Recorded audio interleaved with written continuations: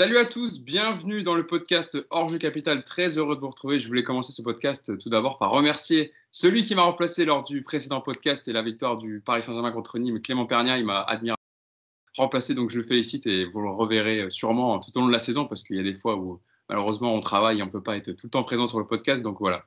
Merci Clément. Malheureusement, on ne va pas parler d'une victoire aujourd'hui du Paris Saint-Germain. On va revenir sur la défaite hier en Ligue des Champions, défaite inaugurale en Ligue des Champions pour le Paris Saint-Germain face à Manchester United. Défaite de 1, ouverture du score par Bruno Fernandes sur penalty, un penalty tiré en deux temps une première fois, repoussé par Keylor Navas, mais apparemment sorti de sa ligne, une règle bien sympa qui avantage fortement les attaquants et pas trop les gardiens. Égalisation sur un corner par Martial, contre son camp, sur un corner de Neymar. Et enfin, en fin de match, le but de la victoire par ce cauchemar de Marcus Rashford qui a marqué donc le but de la victoire sur une frappe puissante petit filet. Défaite du Paris Saint-Germain 2-1. Beaucoup de choses à dire évidemment, mais avant de revenir sur le match, je vais vous présenter l'équipe qui va m'accompagner aujourd'hui pour débriefer tout ça. Tout d'abord, Mousse. Mousse, je ne te demande pas comment ça va, je te demande juste est-ce que tu es chaud, est-ce que tu as des arguments aujourd'hui évidemment pour parler de cette défaite? Oui. Salut à tous, salut Romain, salut Yacine, salut Hugo. Écoute, je suis même pas énervé en fait. Je suis pas énervé parce que la défaite, elle est méritée. Et j'ai envie de te dire presque un peu comme les enfants, bien fait pour votre gueule. Et voilà. Parce que de toute façon, quand tu es en Ligue des Champions, tu peux pas remporter des matchs en ayant cette attitude. On en reviendra plus en détail, mais non, je suis pas énervé parce que la défaite est méritée. Il y en a un par contre qui est un peu plus énervé que toi, c'est Yacine Amned. Comment ça va Yacine? Salut à tous. Bon, ça va pas, moi je suis dépité, moi. Franchement, Est-ce que tu j'en t'es peux fait plus. est-ce que tu t'es refait le traditionnel revisionnage du match dans la nuit? Non, franchement, non. Non, hier, c'était trop. Hier, c'était trop. Moi, je me suis refait quand même, tu vois, un petit résumé de 8 minutes, là, vous savez, les petits résumés sur YouTube, là, avec les commentaires anglais, etc., pour me replonger dans le match. Et évidemment, c'est vrai que même après revisionnage, il y a quand même pas mal de choses à dire. Et enfin, notre invité, il est déjà venu avec nous. Il nous avait fait le plaisir d'être avec nous pour débriefer le Final 8 en Ligue des Champions. C'était contre Leipzig, il me semble, c'est ça? Ou l'Atalanta? C'était Leipzig, effectivement. Romain Bédouc, présentateur évidemment du Club des 5 et journaliste sur Infosport. Comment ça va, Romain? Salut Hugo, salut Yacine, salut Mousse. Je suis plus dans le style de Mousse. Moi, je suis très indifférent à la défaite qui Ah s'est ouais? expliquée hier soir. Je suis assez. J'ai été énervé sur le moment, très énervé même vers la 90e. Et puis après, les échecs du Paris Saint-Germain étant tels que maintenant on relativise un petit peu. Ah, C'est une défaite cool. est-ce que c'est pas devenu une habitude, en fait, Romain? Ouais, c'est un peu triste. Je pense que il y a un peu de ça. Je pense qu'il y a un peu d'habitude à l'échec et c'est un peu relou. C'est ça, la déception maintenant est banalisée du côté du PSG en Ligue des Champions. C'est ça qui est bien C'est triste. c'est plutôt qu'on se dit on a déjà fait pire, quoi. Bon, Ouais. on, Ouais, on, mais le problème, c'est qu'on a tellement fait, on a déjà fait pire. ouais, on a tellement fait pire que maintenant on peut ne pas, voilà, prendre une défaite comme ça à la légère. Donc revenons sur le match du Paris Saint-Germain hier. Alors la défaite, donc je le disais, contre Manchester, 2-1. Revenons tout d'abord avant de vraiment rentrer dans le débrief du match et de faire des focus sur certains joueurs. Moi, il y a une question que je vais vous poser, c'est à J+1, on va dire, le lendemain d'une défaite comme ça qui a été à la limite d'être honteuse, on va dire. Est-ce qu'il y a quelque chose qui vous a le plus marqué dans la défaite du PSG? Le non d'investissement, le manque de rythme au milieu de terrain, les choix de Tourelle. Est-ce qu'il y a vraiment un élément, Mousse, commence par toi, qui t'a marqué hier dans la défaite du Paris Saint-Germain? Ouais, il y a deux éléments. Il y a l'attitude des joueurs, sans citer, sans nommer un joueur en particulier, et après on rentrera dans le détail, mais l'attitude globale des joueurs pour un premier match de Ligue des Champions, c'est juste scandaleux, c'est pas possible. Et la deuxième chose, c'est l'attitude globale aussi de Thomas Tuchel, que ce soit avant le match, pendant le match et après le match, pendant sa réaction. Et on développera un peu plus tard, mais ouais, enfin, l'attitude de Thomas Tuchel, elle pose vraiment beaucoup de questions. Romain. Moi, c'est un peu spécial parce qu'il n'y a pas un Ah, bout à bout. Ce que je retiens, c'est. on a- Ce que, c'est un vous peu, c'est m'entendez ou un pas? peu bugué. C'est un petit peu bugué. On t'a perdu et on t'est revenu. Tu peux Je refaire disais, ta phrase. je disais, c'est pas une chose que j'ai retenue, c'est plutôt l'addition de plein de petits trucs qui m'ont fait penser pendant le match où je regardais, je me disais, mais en fait, c'est l'échec d'un projet. Il y a plein de trucs qui vont pas au Paris Saint-Germain en ce moment. Il y a énormément de choses, que ce soit en carence d'effectifs, en densité à certains postes, à certains moments, en dépenses faites alors que financièrement, il y a des problèmes. Il y a plein de trucs qui me sont venus. Et donc, quand j'ai regardé ce match-là, plus que l'attitude et les choix tactiques qui sont aussi là et dont on reviendra par la suite, c'est l'échec d'un projet global qui m'a fait cette défaite. Tu es sorti un peu du match pour prendre plus le contexte autour du Paris Saint-Germain depuis le début de saison. Yacine, toi, qu'est-ce qui t'a marqué le plus dans la défaite hier des joueurs de Tourelle? Je vais être un petit peu vulgaire, entre guillemets, mais c'est le foutage de gueule. Il y a des enfants qui nous écoutent. Hein. Foutage de gueule général. Oh, ça va. Non, mais c'est juste inadmissible ce qui s'est passé hier de tout, quoi. De l'attitude sur le terrain, de l'attitude sur le banc, le manque de respect du jeu, l'attitude dans les dernières minutes, le non-coaching ou le faux coaching, je ne sais pas comment on peut appeler ça. Bref, c'est le foutage de gueule. Bon, on va avoir l'occasion d'y revenir. Rentrons dans le débrief directement du match. Mousse, je vais commencer avec toi. Donc, on a vu une composition du Paris Saint-Germain en 4-3-3, en tout cas en première période, avec Keylor Navas évidemment dans les buts, Florenzi, Diallo, Kimpembe, Kurzawa. Et la première de Danilo Pereira au milieu de terrain, entouré de Idrissa Gueye et Ander Herrera, et une attaque composée de Neymar, Mbappé et d'André Di Maria, en l'absence évidemment d'Icardi, et Marquinhos qui était sur le banc et qui était encore un peu juste pour commencer titulaire. Comment tu as trouvé cette première période dit parisien? On l'a dit, hein, ça a été le cas sur le débrief du match. Amorphe, sans idée, fébrile, sans intensité. Même le coach l'a dit à la fin de ses joueurs. Toi, qu'est-ce qui t'a marqué le plus, en tout cas, dans la première période, en tout cas par rapport à ce qu'avait mis en place Solskjaer? On va dire un 3-5-2 en offensive et un 5-3-2 pour fermer les espaces et vraiment bloquer Neymar et Mbappé. C'est une première mi-temps assez catastrophique. Pas d'idée. C'était une équipe sans personnalité. C'est ce que je disais en préambule, c'est-à-dire que quand tu attaques une compétition comme la Ligue des Champions, dans ton premier match, tu dois quand même mettre quelques ingrédients parce que c'est une compétition qui est spéciale, on n'est pas en Ligue 1. Et là, en fait, moi, hier, j'avais l'impression de voir, tu sais, les premiers matchs du PSG en début de saison. Et quand ils y vont un peu tranquilles, qu'ils jaugent un peu l'adversaire et qu'ils se disent, ouais, on va finir par en mettre un ou deux. Et c'est exactement ce que j'ai ressenti hier face à une équipe de Manchester qui avait rien d'extraordinaire, hein, qui n'a pas montré grand chose, que ce soit en première ou en deuxième mi-temps. Peut-être qu'ils ont mis, eux, un peu plus d'impact, un peu plus d'agressivité, notamment leur milieu de terrain avec comment il s'appelle, Fred, il me semble. Ouais, et McTominay. Fred, tu avais aussi Bruno Fernandes qui a fait un super match. Parce qu'à Manchester, il y a quand même 2-3 joueurs qui ont fait un très bon match, je trouve. Le reste, c'était pas terrible. Mais nous, que ce soit notre première mi-temps, notre deuxième mi-temps, à part Keylor Navas, qu'on doit remercier après chaque match, qui évite de nous prendre des branlées tous les week-ends, excusez-moi pour le mot, mais c'est un peu ça. Parce que sans Navas, hier, on aurait pu en encaisser quelques-uns. Donc, non, une équipe amorphe, sans jeu, sans idée, pas de personnalité, encore une fois. En fait, les matchs, les derniers matchs de Ligue des Champions pour le PSG se suivent et se ressemblent. On met toujours les mêmes critiques, c'est toujours la même chose. Après, on rentrera dans le détail des joueurs, et notamment Neymar et Mbappé. J'ai trouvé leur attitude scandaleuse. Mais déçu.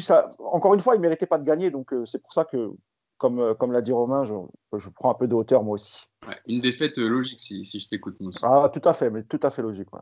Je vais lâcher la bête, Yacine. On a senti un non-investissement des joueurs, comme presque dans le rythme d'un match de Ligue 1, en se disant que ça allait finir par passer, par un exploit de Neymar, par une pointe d'accélération d'Mbappé. Et au final, quand tu joues contre une équipe comme Manchester United, certes, qui n'est pas au mieux en championnat, mais qui a pris par le bon bout ce match et qui a su analyser comment en faire déjouer le PSG, en fait. Alors déjà, je précise que je suis souvent négatif, mais c'est pas par plaisir. Que les gens se trompent pas. J'aimerais bien dire ouais, c'est exceptionnel, on a pris du plaisir, la victoire elle est logique et tout. Malheureusement, il y a des choses qui reviennent tout le temps, comme l'a dit Mousse, et tu peux pas être positif là-dessus. Le problème, il y a tellement de problèmes. Le premier, l'adversaire, on avait noté les faiblesses, on avait noté les forces, et en fait, déjà, tu fais rien pour les mettre en difficulté. Ça veut dire que tu as une équipe qui est plutôt faible derrière. Alors, il n'y avait pas Maguire, mais malgré tout, les autres qui ont joué, ce n'est pas non plus des cadors. Et tu as des joueurs pour attaquer la profondeur, pour mettre du rythme. Et il faut 15 touches de balle pour faire une passe. Ça manque de vitesse, ça manque de spontanéité, ça manque de prise de profondeur. Alors, avant, on avait Neymar qui était en numéro 10. Maintenant, on a un nouveau numéro 10, qui s'appelle Mbappé.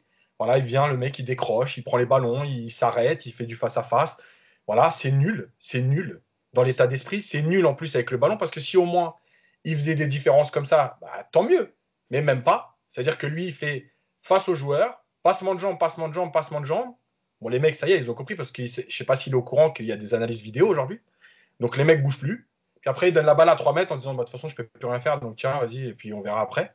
Voilà, bah, c'est ça le football du PSG. Tu joues avec 3 milieux qui sont incapables de construire le jeu. Alors, on reviendra dans le détail, mais Danilo, voilà, on avait dit, on l'a présenté, c'est une sentinelle. Il ne faut pas lui demander de faire des passes. Et il a quand même fait 3 passes en première mi-temps où il se trompe de 25 mètres. Moi, je veux bien, mais il ne faut pas déconner, quoi. Et puis la dernière chose, c'est qu'il y a un moment significatif dans le match. Tu as Mbappé et Neymar qui décident de changer de poste. D'accord, Mbappé a démarré dans l'axe. Et repassé, oui. Ouais. Mais en fait, c'est tellement significatif du manque de projet de jeu. Parce que quand tu as Mbappé dans l'axe, tu ne peux pas jouer de la même façon que quand tu as Neymar en faux neuf. Donc ça veut dire que ton projet de jeu de départ, soit il n'est pas bon et les joueurs décident d'eux-mêmes de le changer. Ils ont le droit, hein, moi je ne dis pas le contraire. Des prises d'initiative, c'est très bien aussi. Mais malgré tout, ce que tu as mis en place avec Mbappé en neuf, c'est différent de ce que tu mets en place avec Neymar en faux neuf. Donc ça veut dire qu'à un moment donné, il y a les joueurs qui disent on fait autrement. Mais en fait, c'est quoi autrement? En fait, c'est juste donner le ballon à Mbappé et Neymar, sauf qu'au lieu de trouver Mbappé dans l'axe et Neymar à gauche, bah désormais, vous trouverez Neymar dans l'axe et Mbappé à gauche. Voilà, c'est tout. Donc, moi, je veux bien qu'on ait essayé de défendre Tourelle, qu'on nous expliquait qu'il a été en finale, que c'est l'entraîneur qui a les meilleurs résultats au PSG depuis 23 ans, etc. Sauf que moi, j'avais dit que la finale, on ne peut pas analyser le football qu'à travers des résultats. Et donc, aujourd'hui, on en a la preuve. Il n'y a pas de projet de jeu depuis 1 an, 2 ans et demi. Parce que je rappelle que les 6 premiers mois, Tourelle, moi, j'étais plutôt enthousiaste de ce qu'il présentait, de ce qu'il mettait en place, des changements qu'il apportait même dans les matchs, du coaching. À partir de Manchester, justement, il y a maintenant 1 an et demi, il y a eu un revirement où il a été perdu, pris par d'autres choses dont on y reviendra après. Et donc aujourd'hui, on n'a plus rien. Voilà. On fera un focus sur Thomas Tuchel plus en fin de podcast. Voilà, on reviendra vraiment peut-être sur le bilan de Tuchel, se poser la question est-ce qu'il est toujours l'homme de la situation et est-ce que le PSG doit se séparer de lui.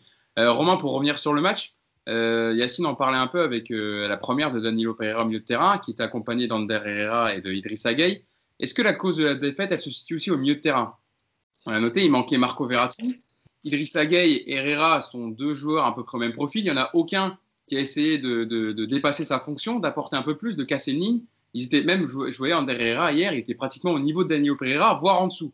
Donc ça manquait clairement de lieu entre le milieu et l'attaque. Et au final, on avait un Neymar, comme d'habitude, obligé de redescendre très bas, ou un Mbappé. Et au final, tu avais une bouillie collective du PSG. Je ne sais pas si c'est la cause de la défaite, mais en tout cas, en aucun cas, ça aurait pu être une cause de victoire, ce milieu-là.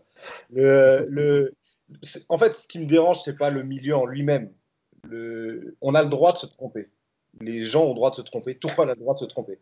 Sauf que quand tu te trompes, tu dois normalement apprendre de tes erreurs. Ce milieu-là, tu remplaces Danilo, tu mets Marquinhos, c'est le même que face à l'Atalanta, et tu as exactement les mêmes causes qui entraînent les mêmes conséquences. Ce milieu-là ne te permet pas de créer. Alors, contre l'Atalanta, c'était passé parce qu'il y a un Neymar stratosphérique pendant 60 minutes quand il est tout seul, et après, il y a le miracle Choupo-Moting. Donc là-dessus, c'est passé. Mais face à un adversaire d'un autre calibre, Manchester United, et en plus avec un Neymar qui n'est pas encore à 100%, qui n'est pas encore dedans, un Mbappé qui, lui, était pas là contre l'Atalanta et cette fois est complètement en dehors de toute idée collective, avec un Di Maria qui, en plus, est aussi à court de rythme parce que la suspension, ça fait qu'il n'a pas joué depuis 1 mois et demi et qu'il ne va pas rejouer, à part le mercredi, là, pendant encore 1 mois et demi. Tout ça fait que forcément, il n'y avait aucune création qui pouvait se faire, il n'y avait aucun plan, aucune idée de jeu. Quand Yacine dit ouais, on interfère Neymar et Mbappé, il a raison. Mais ça change quoi? Ça change absolument rien. Parce que tout ce qui se passe avant est complètement déconnecté de ce qui se passe après. Ton plan de jeu, c'est mettre tes individualités dans les meilleures conditions pour qu'elles fassent la différence. C'est ça le plan de jeu de Tuchel depuis effectivement le match retour contre Manchester United il y a 1 an et demi. C'est ça le plan de jeu. On met nos meilleurs joueurs, Neymar, Mbappé, vous faites la différence. Et ça a marché. Ça a encore bugué? Ouais. On a entendu la majorité de tes propos, Romain. Donc, je disais, le plan de jeu, c'est les individualités. C'est d'aller sur Neymar, sur Mbappé, et eux font des folies. Et ces folies-là, ils les ont déjà fait. Ça a déjà marché comme ça. Sauf que quand tu es dans une disposition où tes individualités ne sont pas dans les meilleures conditions, que ce soit physique, que ce soit mental, que ce soit collective et que ce soit aussi dans la tête, dans les intentions qu'ils ont envie de mettre en place sur le terrain, bah, quand ça ne marche pas, il n'y a rien derrière pour essayer de récupérer. C'est ça en fait, parce que Mousse, quand tu as un Neymar qui est comme hier, le Neymar qu'on n'aime pas voir, qui met 15 ans à lâcher sa balle, qui fait le dribble de trop, qui ne revient pas défendre quand il perd le ballon, ça fait que tu as un PSG sans idée et sans création en fait.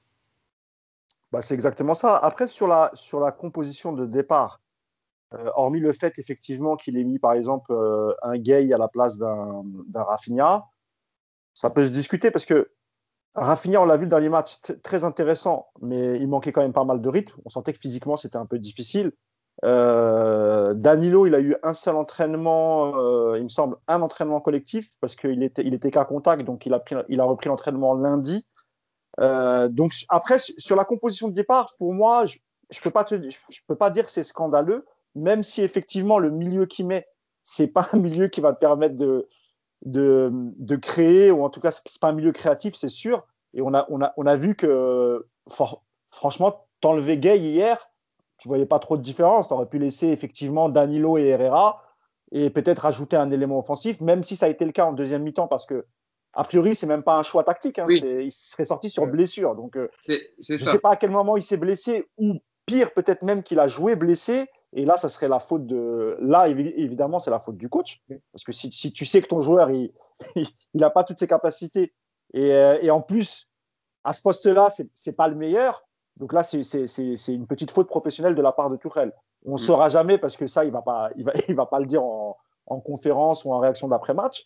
Après, sur Neymar, moi, j'ai trouvé son attitude scandaleuse du début à la fin. Pas un moment, il a cherché à jouer collectif. Alors peut-être qu'autour de lui, c'était difficile, je ne sais pas. Hein. Peut-être qu'il s'est dit non, vu le milieu qu'il y a, vaut mieux que je prenne le match à mon compte. Mais là, c'était trop. Il a perdu trop de ballons. Et je rejoins aussi Yacine sur le cas Mbappé. C'est vrai qu'avant qu'il switch, Mbappé, ben, tu avais fait un papier, Yacine, dessus sur ce que tu es capable de faire et ce que tu n'es pas capable de faire. Et clairement, Mbappé n'est pas capable de faire du Neymar. Et sur le fait qu'ils aient switché, je suis d'accord avec toi aussi, Yacine, il n'y a rien de grave. Mais sans en parler au coach, sans même un regard vers le coach, décider, et même si c'était judicieux, hein, ça aussi, ça raconte quelque chose sur la relation entre les joueurs importants, les joueurs cadres et Thomas Tuchel. Je ne sais pas si, par exemple, au milieu, s'il y avait des difficultés, Danilo, comment on aurait pris les choses si Danilo, par exemple, avait dit à Gay, on switch, mais sans en parler forcément au coach, tu vois. Donc voilà, moi, ça m'a surpris tout ça. Et je me dis vraiment qu'il y a un problème de communication entre le coach et son vestiaire. C'est pas possible autrement, parce que je suis persuadé qu'hier, il a quand même dû donner quelques consignes. Et non, il n'y a aucune consigne. Sauf si la consigne, c'était débrouillez-vous, faites juste ressortir le ballon, trouvez Neymar et Mbappé. Alors si c'est ça les consignes, alors oui, peut-être que c'est pour ça qu'il est satisfait du match. Mais ils n'ont rien fait avec le ballon devant, parce qu'encore une fois, en Ligue des Champions, c'est pas la Ligue 1. Et tu ne peux pas t'amuser à essayer de passer 2, 3, 4 joueurs tout seul, alors que tu as quand même quelques solutions à droite et à gauche. Donc, attitude scandaleuse. Pour moi, le pire, c'était Neymar. Et un peu en dessous, Mbappé. Et je n'ai pas encore parlé de Di Maria, j'en dirai un mot tout à l'heure. On reviendra sur les trois de devant. Avant de terminer sur le milieu de terrain et de lancer Yacine, Thomas Tuchel a réagi sur la sortie d'Idrissa Gueye à la mi-temps. Il a dit que Idrissa Gueye, son joueur, n'était pas capable de sprinter. Il avait des problèmes musculaires. Il a joué presque toute la mi-temps comme ça et il a estimé à la pause que ce n'était pas possible pour lui de continuer. Alors Yacine, j'ai envie de poser la question, pourquoi il l'a titularisé alors? T'as Rafinha qui est rentré. Donc il a joué blessé alors, Oui, parce que moi, voilà, donc c'est une faute de Thomas Tuchel. Voilà, Nous sommes d'accord. Ouais, vas-y Romain. Non, mais en plus, j'entends l'idée en plus que défendait Mousse sur le est-ce qu'il y avait mieux à faire dans le 11, etc. Même si on prend à part la blessure de Gay. Imaginons que Gay était à 100%, qu'il s'est blessé à la 3e minute. Ok. Ça n'empêche que, vu ce qu'il a donné la semaine dernière, bah, tu mets Rafinha le temps qu'il fait que ça marchera. Tu vois, tu mets Rafinha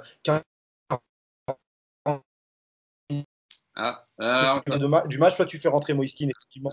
Ça va passer. À chaque fois qu'il s'énerve, Romain, ça bug. Non, je disais, soit tu mets Rafinha, ça marche 45-50 minutes, et puis après, suivant le scénario du match, soit tu fais rentrer Moïskine, effectivement, pour passer à 2 attaquants devant ou avoir plus point de fixation devant, soit tu fais rentrer même Draxler pour une demi-heure, tu fais rentrer peut-être Kais Ruiz aussi pour une demi-heure, mais que tu es un mec qui crée, quoi. Un mec qui essaye de porter un peu le ballon et qui fait le lien entre le milieu et les attaquants. Parce que là, avec ces trois-là, c'était impossible. Yacine. Alors, ça fait pas très humble, mais malheureusement, je l'ai écrit dans le papier d'avant-match. Et j'avais dit pourquoi Gay serait titularisé en fait avec Herrera, parce qu'en fait, Tourelle, dans sa réflexion, il va se dire, je vais mettre des joueurs que je connais, que j'ai déjà alignés. Je vais pas tenter quelque chose aujourd'hui. Donc c'était sûr. Comme l'histoire avec Kurzawa, on en a parlé avec Mousse. J'avais dit pourquoi Kurzawa serait titularisé. Parce que les réflexions de Thomas Tuchel, elles sont tellement prévisibles que c'est. Voilà. Maintenant, la deuxième chose, c'est que, comme l'a dit Romain, et je l'avais dit au moment de la blessure de Verratti au Final 8. T'en dis des choses quand même, Yacine. Non, mais. Tu m'as enlevé de la bouche. Non, mais parce que la réflexion, elle est là. En fait, quand tu as un joueur, tu te dis, est-ce que je le mets, il manque de rythme, il revient. Est-ce que vaut mieux que je le mette d'entrée, 45, 50, 60, il m'apporte ce qu'il m'apporte, et quand il n'en peut plus, il sort? Ou est-ce que je mets quelqu'un de moins bon, qui va moins m'apporter, mais qui est bien physiquement, et en plus il n'était pas bien, Gay, donc c'est encore pire, mais qui est bien physiquement, admettons, et je le ferai rentrer après. Moi, j'avais dit que ma réflexion à l'époque, c'était sur Verratti. Je mets Verratti le temps qu'il peut tenir. Parce qu'à un moment donné, le joueur qui est moins bon, il aura quand même plus de facilité à jouer contre une équipe fatiguée qu'une équipe au top. Donc, je mets Verratti. Là, moi, j'aurais fait la même chose. J'aurais mis Rafinha et j'aurais dit, tu donnes jusqu'à ce que tu n'en puisses plus. Et quand je juge que c'est foutu, que tu es mort et que c'est normal parce que tu n'as pas joué depuis longtemps, parce que tu commences avec l'équipe, au bout de 55, 60 minutes, eh ben, je vais faire rentrer un autre milieu de terrain. Mais là, tu démarres avec des pseudo-certitudes et avec des joueurs dont tu sais pertinemment qu'ils ne vont pas t'aider à construire. Donc, tu te tires une balle dans le pied. Et pour terminer sur les consignes, moi, bêtement, parce qu'encore une fois, je ne suis pas dans le vestiaire, quand je vois l'attitude des joueurs, moi, la consigne, je vous la donne. Solide derrière, donnez le ballon devant, vous ne défendez pas parce que Manchester, ils ne vont pas venir jouer. Donc, il n'y a pas besoin de remplacement. Vous ne défendez pas et vous débrouillez devant. Parce que quand moi, je vois 3 joueurs marcher et que le coach, il est sur le banc, et qui dit rien du tout, mais que ce soit Mbappé, Neymar, qui tu veux, je n'en ai rien à foutre, mais que les mecs, ils marchent tout le match, mais c'est pas possible qu'il y ait eu la consigne de dire on est en bloc, on travaille tous ensemble. Sinon, vraiment, là, moi, je pars à la mi-temps, je suis coach, je pars à la mi-temps, c'est-à-dire que je ne cherche plus rien. On reviendra sur toi tout à l'heure, c'est vrai que c'est un peu le fil conducteur du débrief du match, mais l'attitude de Tourelle qui reste, il y avait des caméras des RMC Sport, je regardais le match sur RMC Sport, qui filmait Tourelle et toute la première période, il est resté les bras croisés, assis, sans réaction, comme un peu défaitiste, ou en se disant bah, c'est comme ça que ça devait se passer, ou alors je sais que voilà, on allait livrer ce genre de match. Mousse, tu voulais réagir sur ce que disait Yacine? Ouais, non, sur le cas Rafinha, je voulais poser la question à Yacine. Peut-être que la réflexion de Tuchel, c'était de se dire, étant donné que Neymar revient toujours chercher des ballons, est-ce qu'il ne s'est pas dit de mettre un mec comme Rafinha, ils vont peut-être s'empiéter les uns sur les autres. Tu vois ce que je veux dire, Yacine? Et comme tu dis, parce que Verratti, la relation entre Verratti et les joueurs offensifs, elle est très bonne. C'est un joueur qui connaît par cœur maintenant, Tuchel, Verratti. Il n'était pas disponible. Et effectivement, la réflexion de se dire je ne mets pas les joueurs que je ne connais pas, il y a sans doute un peu de ça. Et on sent qu'il est encore en train de bouder un peu parce qu'on ne l'a pas écouté pendant le mercato, parce qu'il faut rappeler que ce n'est pas ses joueurs, ce n'est pas les hommes que Thomas Tuchel a choisis, que ce soit Moise Kean, Rafinha, Florenzi, même si Florenzi, jusqu'à présent, il n'a pas déçu. Hier, il n'a pas fait un bon match, mais ça peut jouer sur son côté aussi. Mais ce que je veux dire par là, c'est qu'il y a aussi de ça. C'est-à-dire que ce n'est pas mes recrues, je ne vais pas me prendre la tête à les faire jouer, et je vais jouer avec les joueurs que je connais. Et comme Gay, ça a été une de ses demandes, Herrera, ça avait été aussi validé par Thomas Tuchel. L'explication se trouve peut-être aussi ici. Donc on est en CM1, quoi. De toute façon, quand tu vois l'attitude que ce soit de Leonardo et de Tuchel, c'est un peu la cour d'école. Hein. Voilà. Et puis c'est pareil pour les deux. D'ailleurs, Tuchel, à la dernière conférence de presse, il a maintenu qu'il a eu raison de s'exprimer et qu'il était dans son rôle et que pour lui, il n'a rien dit de mal, en fait, tu vois. Alors que normalement, si, tu aurais dû peut-être faire un mea culpa, essayer d'arranger un peu les choses. Aujourd'hui, je vous le dis, moi j'ai des échos, la relation, elle est toujours aussi catastrophique, ils se parlent à peine. Et moi, j'ai l'impression qu'on ne peut pas continuer comme ça jusqu'à la trêve. Ça va être très compliqué. De toute façon, Tourelle, il l'a dit en conférence de presse, hein, d'après trêve internationale, où il a dit moi, je me suis entraîné avec mes joueurs pendant une semaine et demie et je n'ai pas revu Leonardo depuis sa déclaration d'après-match où il avait dit ça après Angers. Quoi. Donc, mais rends-toi compte, Hugo. Parle pas. Rends-toi compte, Hugo, qu'il a parlé à aucune des recrues, alors que normalement, quand même, quand tu es entraîneur et qu'on te dit on a fait signer tel joueur et tel joueur, la moindre des choses, c'est au moins un petit coup de fil. Bah, évidemment. Quand tu vois la scène où il accueille Rafinha, Moise Kean, et qu'il dit à Moise Kean en quelle langue on doit communiquer, il y a un problème quand même, tu vois. Et il dit ça, c'est en fin de trêve internationale, donc c'est 10-15 jours après la fin du mercato. C'est-à-dire qu'en 15 jours, il n'y a eu aucune communication. Ouais. Romain, pour terminer sur le milieu de terrain, faire quand même un petit focus rapide sur, on en a parlé un petit peu, mais revenir sur le match de Danilo Pereira, parce que c'était son premier match quand même avec le Paris Saint-Germain. Premier match en Ligue des Champions, titulaire donc dans ce rôle de sentinelle dans lequel on l'a recruté au Paris Saint-Germain pour jouer dans ce rôle-là, qui manquait tant au Paris Saint-Germain. Comment tu l'as trouvé hier dans son aptitude, dans sa capacité à combler les brèches? Alors, je sais, pour moi, je trouve qu'il n'a pas fait un si mauvais match que ça. Moi, je trouve qu'il a plus eu tendance à boucher les trous parce que ça défendait pas si bien. Il a un bon retour. Là, un tacle qu'il fait sur Rashford à la 57e. Et il me semble où Rashford n'est pas là de pouvoir ouvrir le score, de pouvoir marquer après. Comment tu l'as trouvé, toi, hier, Danilo Pereira? Je ne vais pas être sévère parce que un entraînement, vous l'avez déjà répété, un seul entraînement, c'est en plus un profil de joueur qui a besoin énormément des joueurs qui sont autour de lui pour pouvoir exister. Donc là-dessus, on peut pas être. Il est énormément tributaire des deux mecs qui est à côté de lui, et avec Herrera et Gueye, dans son profil, ça ne peut pas forcément bien marcher. Donc je vais retenir qu'il y a eu pas mal de ballons récupérés, comme tu l'as dit, il y a le sauvetage là sur Rashford, et puis je crois qu'il y en a 7 en tout des ballons récupérés par Danilo hier, donc c'est pas si mal. Je vais retenir aussi qu'à un moment, il a essayé de faire un extérieur du droit pour donner à Florenzi, la balle avait passé 15 mètres devant, etc. Mais qu'est-ce que tu veux dire? Est-ce que quand on connaît Danilo Pereira, si on a suivi un peu les matchs du FC Porto et les matchs de la sélection, est-ce qu'on pouvait s'attendre à mieux? Après un entraînement, non. Avec les mecs qu'il y a autour, non. Donc, dans son style, dans son rôle, il aurait pu être plus précis, c'est vrai. De temps en temps, il aurait pu peut-être jouer un peu plus simplement, essayer de la donner vite. Mais quand tu dois la donner vite à Herrera et Gueye, tu mets en difficulté aussi un coéquipier qui ne demande pas forcément le ballon. Donc, c'est un peu compliqué pour lui, quoi. Herrera et Gueye, ils étaient à côté de lui. Ils ne proposaient même pas de solution vraiment à un cran au-dessus pour justement passer ce milieu et aller directement vers l'attaque. Et les attaquants sont à 40-50 mètres. Quoi, voilà. Donc, Danilo qui fasse des transversales de la gauche vers Florenzi à droite ou des transversales de la droite vers Kurzawa à gauche. Non, ça ne se passera pas comme ça avec Danilo. Donc, mais il sait faire ça aussi, hein, Danilo. Hein. Moi, je l'ai déjà vu faire. C'est pas ça. Oui, évidemment, il ne va pas en faire 20 par match, Romain. Ça je te l'accorde. Hein. Oui. Mais il a un jeu long. Hein. Mais par contre, je pense que il peut être intéressant. Il peut être intéressant dans un registre bien à lui, très à lui, mais qui est un registre qui est parfois nécessaire. Mais il faut qu'autour de lui, il y ait des joueurs qui savent jouer au ballon, quoi. C'est tout. Yacine, tu voulais ajouter un petit mot sur Danilo Pereira, ou on peut passer à la ligne d'attaque moi, je juste dis un mot, si je peux, sur Danilo. Vas-y. Non, avec moi, tu peux passer. Ah, d'accord.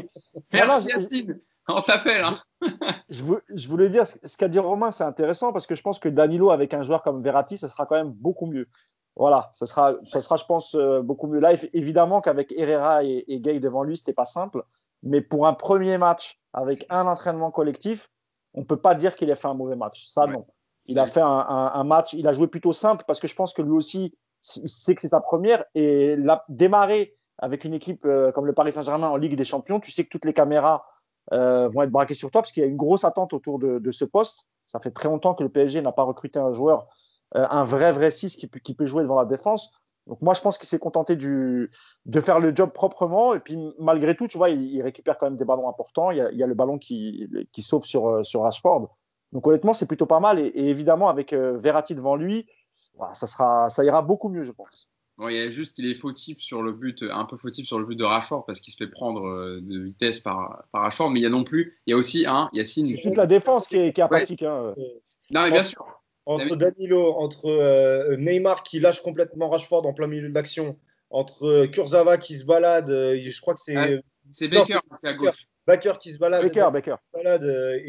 Et Diallo qui est un peu. Enfin bref, il y a plein de monde fautif sur le but. Hein. Bien sûr. Et Yacine, tu nous envoyais un screen ce matin sur le groupe WhatsApp. On voit le positionnement du corps de Baker qui laisse complètement ouvert le champ à Rashford pour allumer Navas. Ouais, il y a un mec à droite, donc Baker, c'est pour ça qu'il se décale un petit peu, mais c'est Neymar qui est en plein milieu de l'action, qui est là à la base, et d'un coup décide de remonter, et Rashford est tout seul au moment où il reçoit le ballon.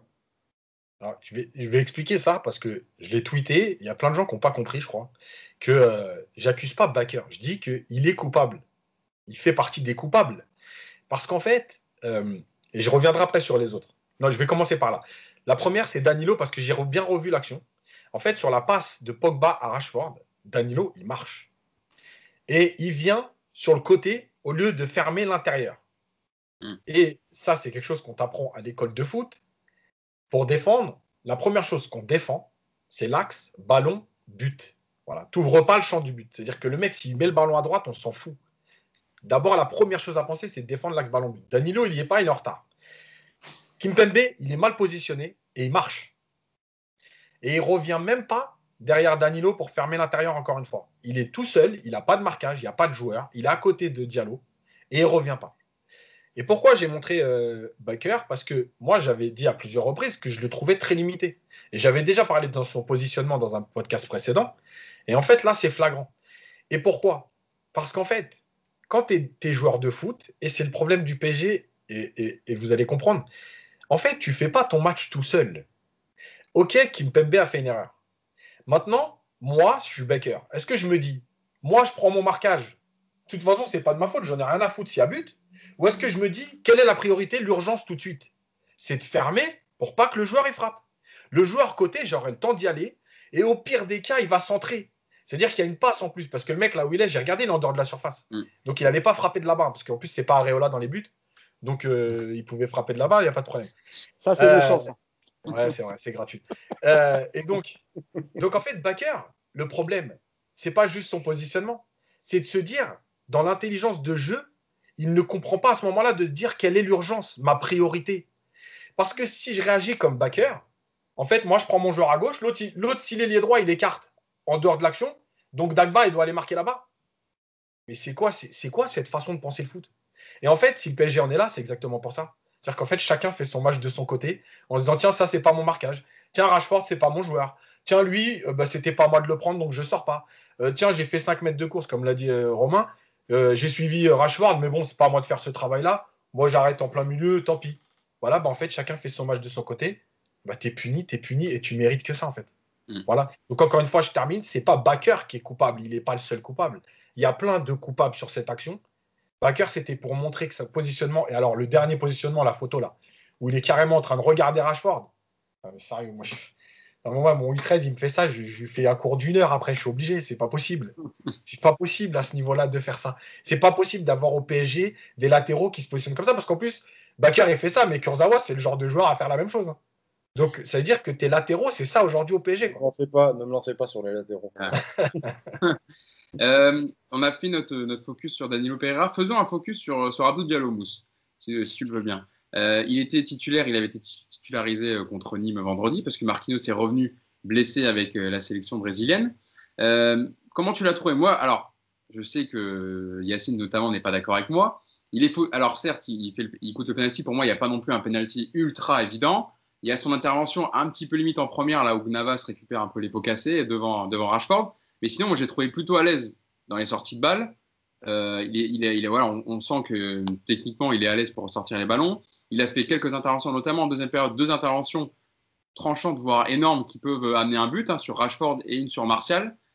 Comment tu l'as trouvé, toi, hier, dans son association avec Kimpembe? Bon, tout d'abord, j'ai suivi votre échange hier soir sur le groupe WhatsApp entre l'exigeant Yacine et toi, Hugo.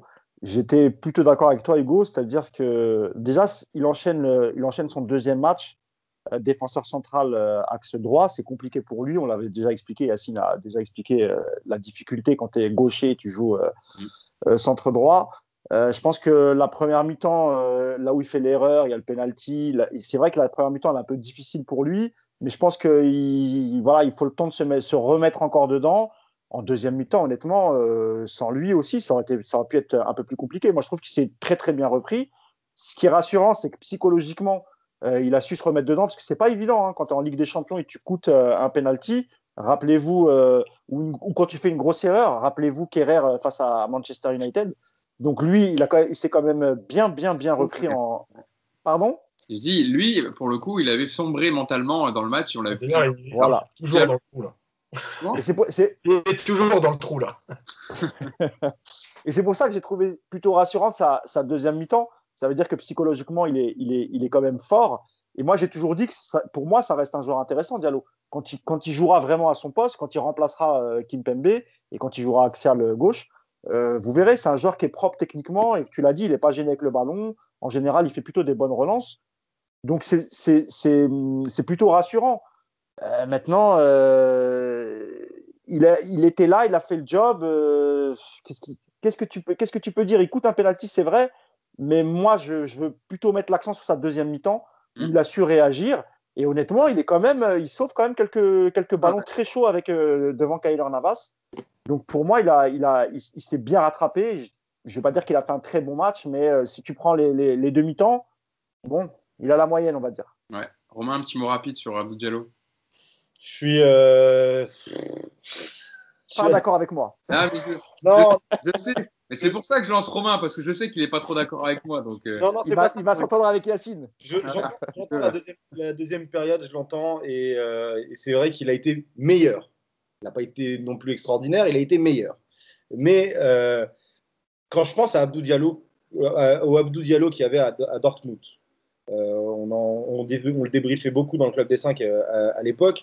C'était un joueur qui était à l'aise techniquement comme il l'est aujourd'hui, mais qui savait avoir une certaine rigueur aussi défensive, un bon placement, et qui arrivait à être bon dans l'impact au moment où il jouait. Ouais, voilà. C'était une défense à 3. Mais parfois il jouait à 2 aussi avec Akanji, et souvent il comblait les manques d'Akanji, parce qu'Akanji aussi, c'est pas facile de jouer à côté de lui. Mais donc quand il arrive à Paris, j'étais assez enthousiaste, mine de rien. Mais après, il y a plein de trucs qui expliquent le fait qu'il soit plus en forme maintenant, le fait qu'il soit trimballé un peu partout, parfois axe gauche, parfois axe droit, parfois arrière gauche. Ok, il y a ça, mais ça, c'est juste des causes à la conséquence qu'on voit maintenant. C'est-à-dire que ce qu'on voit maintenant, c'est un mec qui est un peu perdu, qui arrive balle au pied à faire ce qu'il faisait avant, parce que la technique, ça se perd pas. Mais quand je le vois en défense centrale, je suis pas rassuré, alors que je devais être rassuré à la base. Abdou Diallo, il vient pas pour être remplaçant de Kimpembe, il vient pour être un potentiel troisième dans une défense à 3 et peut-être aspirer à être titulaire après. Là, maintenant, à part une solution de backup, je vois rien de mieux pour Abdou Diallo. Et sa deuxième mi-temps, oui, elle est meilleure, mais il faut se rendre compte que c'est toujours pas assez. C'est pas assez. Et le remplaçant si Marquinhos et Kimpembe, un des deux n'est pas là, que ça soit Kerrer ou Diallo, c'est très très limite. C'est très très limite pour le très haut niveau, quoi. Après, il a subi quelques blessures, il a été longtemps absent, il n'a pas pu enchaîner les matchs, Diallo. Et comme tu l'as dit, souvent il a été trimballé, il a jamais vraiment joué à son réel poste aussi. Donc il a quand même quelques circonstances atténuantes. Ah, bien sûr, moi, ça c'est des explications. Ce sont des explications au niveau qu'il a maintenant. Mais ce ne sont pas des excuses en fait, c'est pas une excuse. Non, bien sûr, ce sont juste des explications. Mais ce que je veux dire par là, c'est que peut-être que s'il avait joué plus régulièrement la saison dernière, etc., il y a un peu moins de blessures, un peu moins d'absence, peut-être qu'il en serait, il en serait pas ainsi aujourd'hui. Maintenant, l'avenir nous le dira. Ses problèmes physiques ont l'air d'être derrière lui, pardon. On verra ce que ça va donner, mais il faut peut-être aussi l'essayer à gauche, parce que ce soit Becker et Kurzawa, on en parle souvent. Diallo, défensivement, c'est déjà meilleur. Donc, pourquoi pas. Yacine, je te laisse trancher, même si je connais ton avis, mais juste donne-nous ton avis sur le match de Diallo hier. En fait, il y a tout ce que vous avez dit. Moi, il y a une chose essentielle, c'est que sa deuxième mi-temps, elle est meilleure. Pourquoi ? Parce qu'il compense avec son envie, avec son engagement. Mais en vérité, dans la lecture du jeu, je vous jure que c'est… Non, justement, ces deux interventions, c'est justement de la lecture du jeu. Parce qu'il non, parce qu'il tacle. Non, Thiago Silva, c'était de la lecture du jeu. Quand tu vas au duel pour tacler, il y a une passe en profondeur de Fernandez où Martial rate son contrôle. Mais dans la lecture du jeu, il y est pas. Moi, je vous le dis, il y est pas. En fait, il compense par son engagement. Quand il est à la lutte avec Martial, il lit pas le jeu. Et je peux te dire, Et je peux te dire que sur les deux actions, sur la longue passe de Bruno Fernandes et sur cette action à l'intérieur, crois-moi que Martial, il fait 2 erreurs techniques parce qu'il ne prend pas ça. Eh oui. Attends, Mais c'est pas la position. dans les transitions de Manchester hier, il y a plein de moments en deuxième période où c'est pas une bonne défense du PSG, c'est Manchester qui joue très très mal les coups. Exactement. Parce qu'il y a quand même plusieurs fois où c'est des situations où ils sont que deux, c'est du 2 contre 2. Hein, parce que ni Kurzawa ni Florenzi ne reviennent défendre, sont très hauts et tu te retrouves à des situations où tu as Martial Rashford contre Diallo Kimpembe. Donc ils ont eu quand même. Ouais, mais c'est 2 fois où. Intérêt, je trouve. Mais c'est 2 fois où Manchester joue très très très mal le contre aussi, tu vois. Oui, non, mais il y a un moment, une passe. C'est la chance qu'on a, c'est la chance qu'on a, évidemment. Non, mais je veux dire, la chance qu'on a, c'est qu'il y a 2-3 situations qui sont très très mal gérées par les attaquants mancuniens. Sinon, ça aurait pu faire pire parce qu'évidemment, parfois, on s'est retrouvé à 3 contre 2, il me semble. Parce que les autres revenaient difficilement et les 3 ou les 4 devant, eux, ils étaient complètement arrêtés et à aucun moment, ils songent à revenir. Donc, oui. Non, personne, c'est bon, vous avez terminé. On a terminé sur Diallo. Oui. On peut passer à la suite. Avant, on terminera, on va faire les 20 dernières minutes sur Tourelle. J'ai une dernière question à vous poser. Alors, on est revenu un peu dessus, mais pour vous, qui a été le plus décevant dans un rendez-vous de Ligue des Champions comme ça? Parce qu'on a parlé un peu en substance de Neymar, Mbappé, Di Maria, mais pour vous, qui a été le plus décevant, voire le plus agaçant? Moi, je vais vous donner mon avis avant, comme ça après je vous lancerai. On a déjà entendu un peu. Pour moi, c'est Neymar, parce que c'est Neymar que j'aime pas hier. C'est parce qu'il a lâché trop tard son ballon quand l'espace était refermé, il a forcé sur les dribbles. Et là, il y a 2 situations moi, qui me marquent. C'est en deuxième période, dans les 15 dernières minutes, quand Pogba y rentre, il perd le ballon, Neymar, Pogba le récupère, et il s'arrête, il fait ça, Neymar, et il marche. Et il y a 2 situations pour Manchester après, dont une frappe de Fernandes qui passe un peu au-dessus. Mais voilà, pour moi, c'est typiquement le Neymar que j'aime pas et qui a voulu faire la décision tout seul, alors qu'il aurait pu le jouer 2-3 fois. Il y avait des espaces créés, notamment avec Keane, qui, on peut le dire, on n'est pas trop revenu sur son match, mais qui a été dans la générosité, qui a été là. Il a fait quelques mauvais choix, mais il a fait pas mal d'appels et je pense qu'il aurait pu être servi mieux quelques fois. Et il y a une stat sur Mbappé aussi que je voulais vous donner, que j'ai vue hier, qui est assez marquante. Je ne sais pas si vous l'avez vu. C'est que depuis le début de la saison 2018-2019, Mbappé a marqué 2 buts au Parc des Princes en Ligue des Champions, soit autant que Marcus Rashford sur la période. Voilà, c'était juste, ça m'a fait un peu doucement rigoler, ironiquement, on va dire. Mais, T'es méchant parce qu'il marque 32 buts en championnat à 21 ans. Donc, je sais pas pourquoi tu le critiques, en fait. Yacine, je te lance dessus. Qui a été le plus décevant ou agaçant pour toi dans la ligne des 3 hier, en attaque? Attends, j'en ai 2, moi. J'ai Neymar. Bon, Neymar, hier, bon, c'est juste pas possible. De toute façon, déjà, sur le premier ballon, quand il tente les 3 petits ponts d'affilée, j'ai compris déjà au bout d'1 minute le Neymar qu'on allait avoir. Mais je peux en rajouter juste un autre. C'est pas dans la ligne de 3, mais c'est Verratti. Moi, franchement, Verratti, il faut qu'il se trouve un médecin, il faut qu'il se trouve une hygiène de vie, parce qu'en fait, c'est pas possible de jouer sans lui. Alors, il y en a qui répètent les bêtises des médias, d'accord, que Verratti, il doit être remplaçant, tribune, qu'il est nul, qu'il sert à rien, etc. Bon, une fois qu'on a arrêté d'écouter les conneries, on ouvre les yeux, on allume la télé et on se dit quoi? Tiens, c'est vrai que sans Verratti, en fait, c'est pas possible de jouer. Voilà, c'est aussi simple que ça. Donc, franchement, Verratti, ça commence. Moi, tu me connais, je suis un grand défenseur, mais ça commence à me saouler, ces blessures. Et à un moment donné, quand tu te blesses aussi souvent musculairement, ok, 1 fois, 2 fois, la malchance, la fatigue, quand c'est comme ça régulier, bon, on peut se poser d'autres questions. Le couvre-feu, c'est bien pour Verratti. Ouais. Là, c'est sûr. Non, mais, 2 choses sur Verratti. Clandestine, mais bon. Non, 2 choses sur Verratti. Franchement, il s'est beaucoup calmé sur les sorties. Vraiment. Ouais, c'est clair. Vraiment. Et vous oubliez aussi une chose qui est importante. Il subit 2 opérations avant ses 25 ans. Et ça aussi, c'est important dans l'évolution de ce joueur. Je pense qu'il paye ça. Et on avait interviewé un ostéopathe connu qui s'occupe de pas mal de sportifs de haut niveau et qui nous expliquait que les opérations qu'il a subies auraient pu être évitées. Mais vraiment. Sauf qu'à l'époque, avec le docteur Roland, c'était ça. Voilà. Juste pour finir là-dessus. C'est toujours le même. On voit, on opère.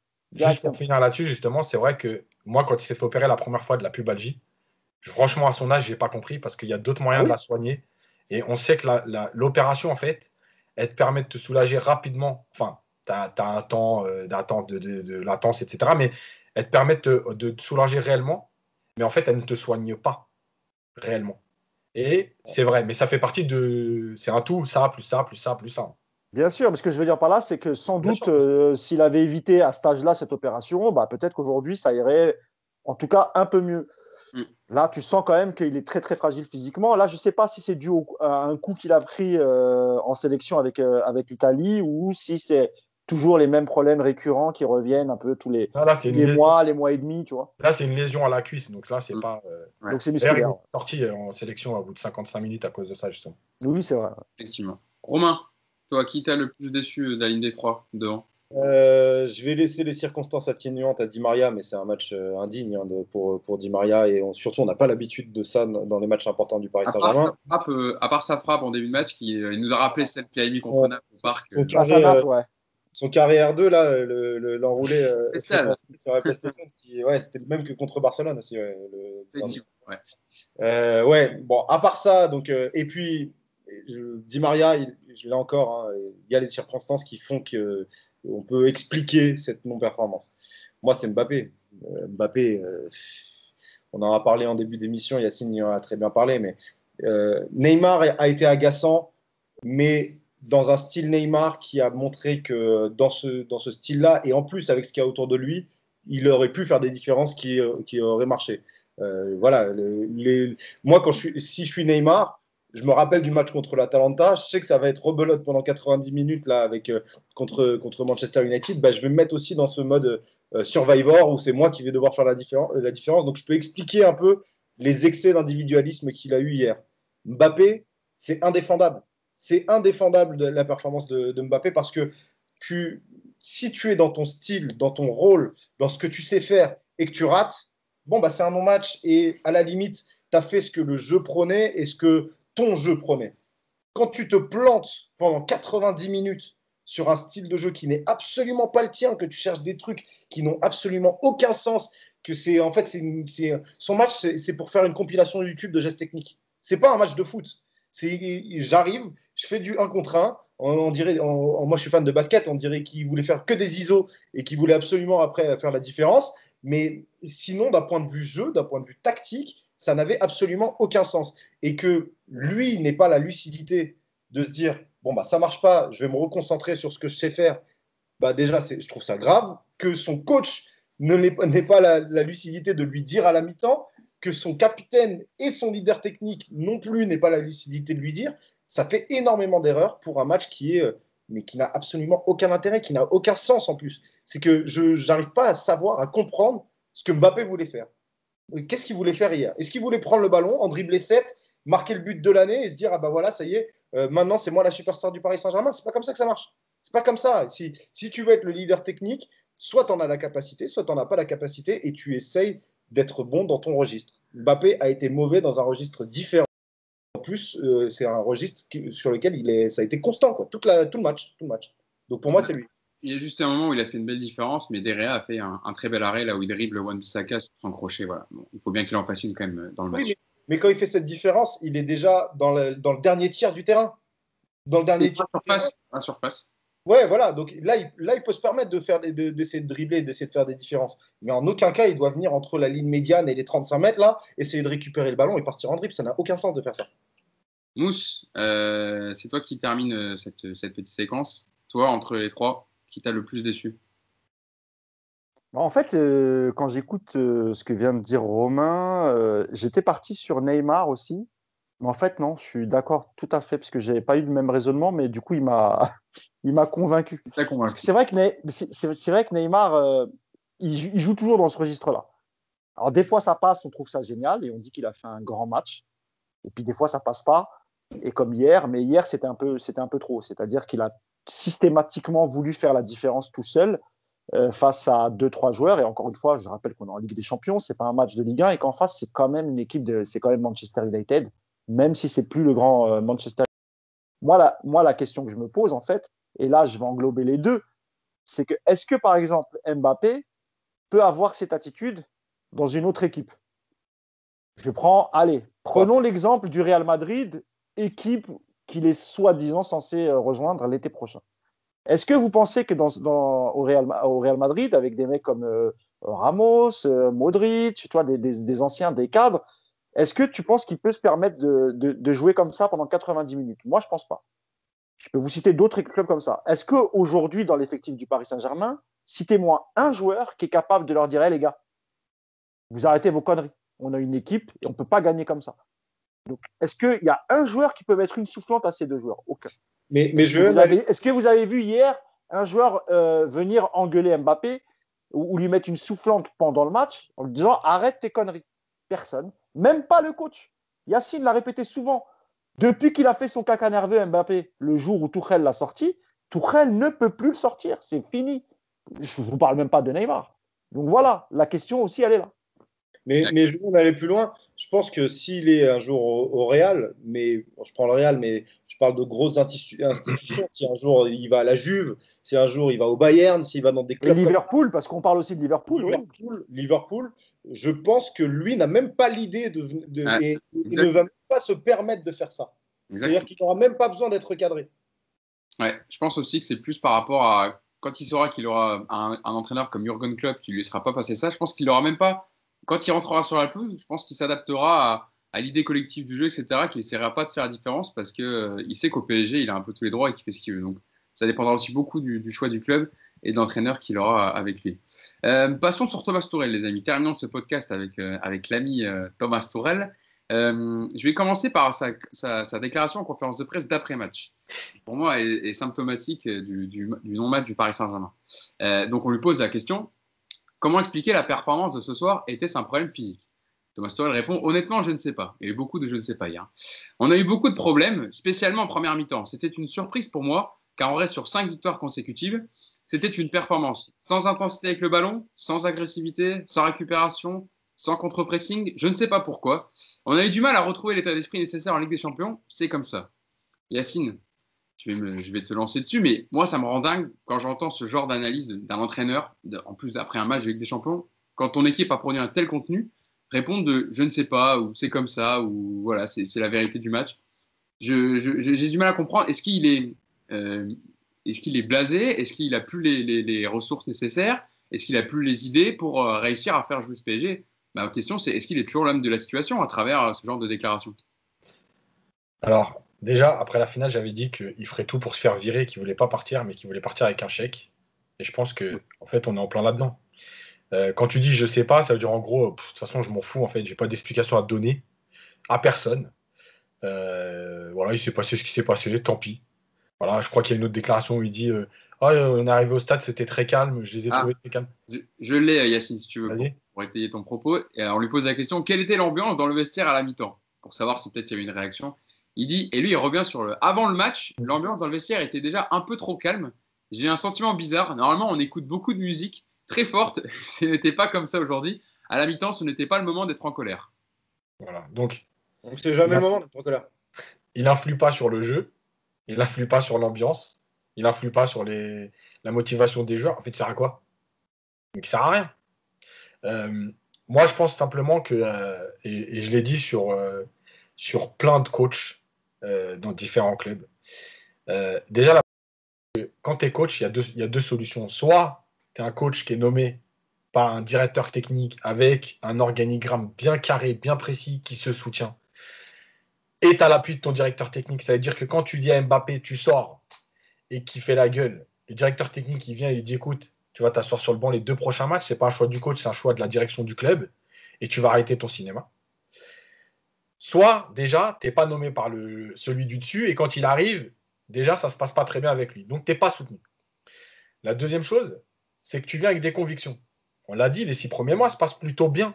Il arrive, alors, il change son comportement par rapport à ce qu'il faisait en Allemagne, mais en tout cas, dans ses convictions de jeu, c'était la même chose. Il mettait des choses en place, il y avait une idée de jeu, il y avait quelque chose.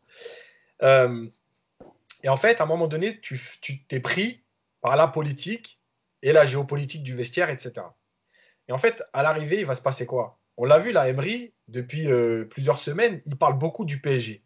En gros, bon, rejetant un peu la faute sur certains, mais quand tu lis bien ce qui se passe un peu derrière ce qu'il dit, il est coupable, en fait, d'avoir laissé faire ça, d'avoir donné le pouvoir à ça, d'avoir changé d'idée là-dessus. Et en vérité, moi, ce qui me dérange le plus, c'est ça. C'est que Tourelle, quand il va partir, il va se dire quoi? Comme plein d'entraîneurs avant, comme on en a parlé beaucoup sur Barcelone avec Quique Sétienne, etc. Bah, je suis venu, j'avais des idées, je me suis fait bouffer, et finalement, j'ai jamais repris le pouvoir, et je partirai même pas en me disant, au moins, je suis parti avec mes idées. Parce qu'hier, quand le match il se déroule comme ça, dans l'état où tu es, dans ta relation avec Leonardo, est-ce que tu peux pas te dire, bon écoutez, maintenant, tant pis, il n'y a plus de géopolitique, il n'y a plus rien. Mbappé, viens, on va faire un changement. Toi, Mbappé que tu vas aller t'asseoir sur le banc. T'es pas content, c'est pas grave, mais au moins je lâche tout. Et je partirai avec ce que j'ai envie. Là, en fait, il fait des compromis, il va partir, et il n'aura rien fait. Et il n'aura que des regrets, en fait. Et moi, ce qui me dérange le plus, c'est ça. Parce qu'à l'arrivée, on n'aura jamais eu le vrai Tourelle.